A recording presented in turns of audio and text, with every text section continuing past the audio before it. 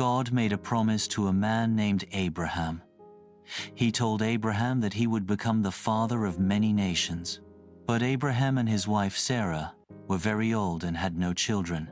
So Sarah had an idea. She gave her servant, Hagar, to Abraham so that they could have a child through her. Hagar did have a son. His name was Ishmael. Abraham loved Ishmael very much. For a time, it seemed like Ishmael would be the child through whom God's promises would come.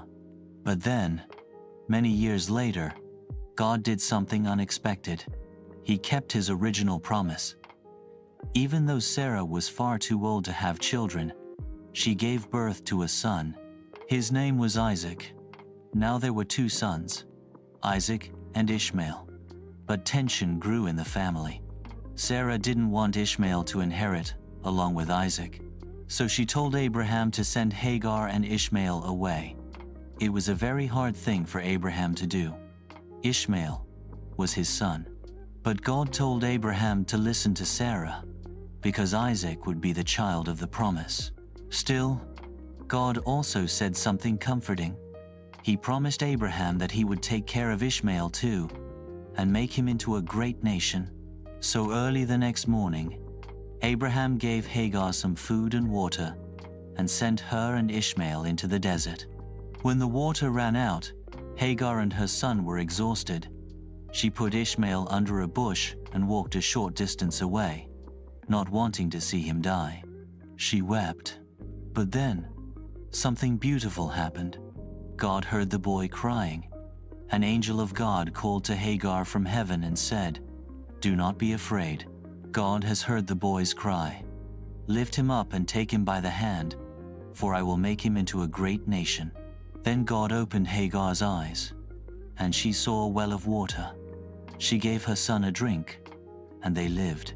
Ishmael grew up in the desert. God was with him. He became strong and skilled with a bow, and he later had many descendants, just as God had promised. This story teaches us something very important about God. He is faithful to his promises, but he is also full of mercy. Isaac was the child God chose to continue the promise. But God did not forget Ishmael.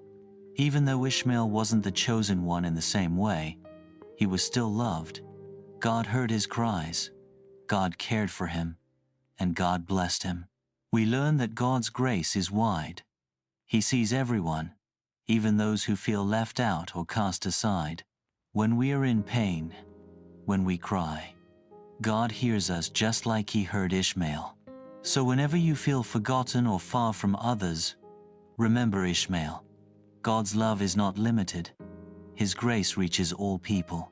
He has plans for everyone. Thanks for watching. Please like, share, and subscribe. See you in the next.